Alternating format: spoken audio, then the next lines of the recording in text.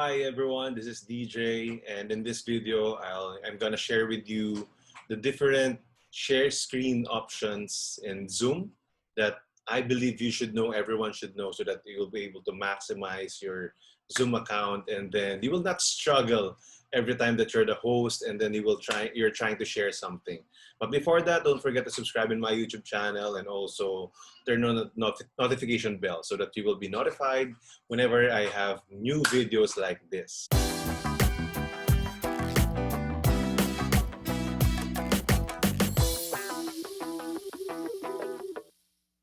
So let's start, okay? So here, if you notice this green button is the shares. This little arrow on the right, you can click that for advanced sharing options. So for advanced sharing options, you can actually choose multiple participants who can share simultaneously. Although, of course, it's recommended that only one of you, so that it will not be too complicated. But what I want to share with you is really who can share. So you can choose that only the hosts, and then if you have another speaker, you can make the speaker a co-host, or all participants if you need that. If in case you will you will just click all participants, I highly suggest that you just allow only the host under the who can start sharing when someone else is sharing, so that only host can supersede or override the present screen share. And the first thing that I really want to share with you, because this is where I had struggled in the past, and um, I don't know if you have experienced sharing videos, then there's no sound. The main reason is that you forgot to click on the share computer sound. So I highly suggest that if you're sharing this video, you click the optimize screen share for video clips, so that it will automatically open the share computer sound. It will have a tick on the checkbox, so that when you share any video, the sound will go through the audience. Because I had a lot of experience wherein I shared a video, and then the audience, the participants cannot hear. They can only see the video, they cannot hear the music or the audio. So the main reason is I forgot to tick this. So that's what you do if you're sharing a separate a video from a separate window.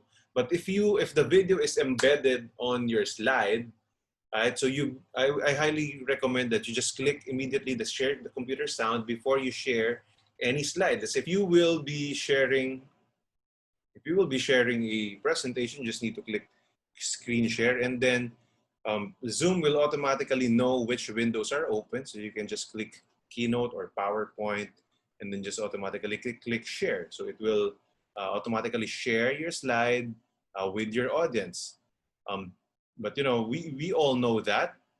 We all know that. So the next thing that I want to share with you is, again, you can also share your Chrome. So if you click this Chrome, so any tab that is open to your Chrome, they will see.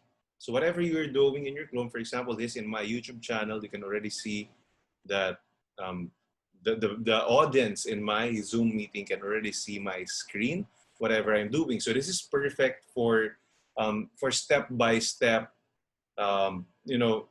tutorial, wherein if I want to teach my audience what to do in their own account, they can follow me, and even if it's a recording, they can just follow that video, and they can even replay.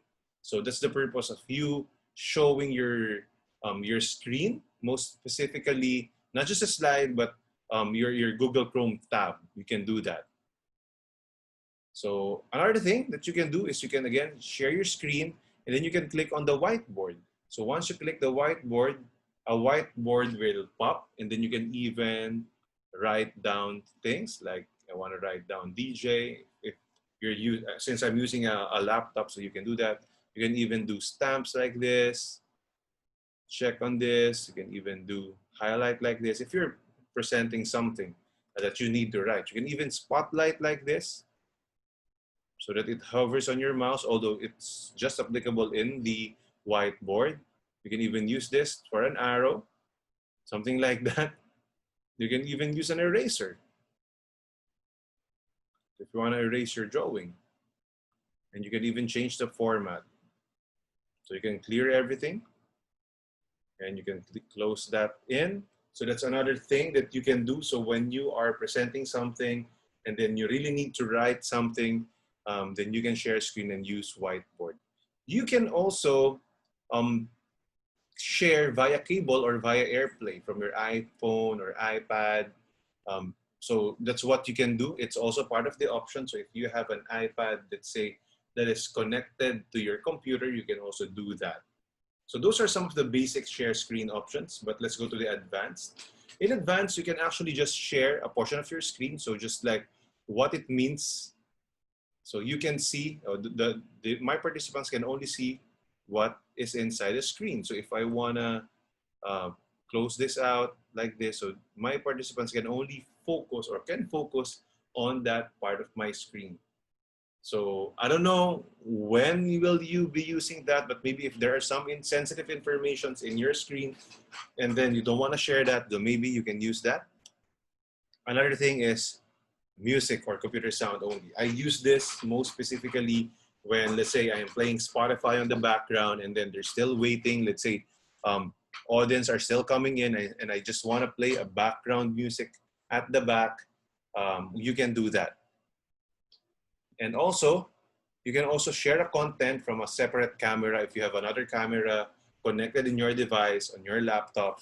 So you can also do that so that the audience have another perspective. And then you can also share files. So you can share files from Dropbox, OneDrive, Google Drive, and the Box. So let's say if you just click Google Drive, you just share that, and it will be automatically have access to your Google Drive.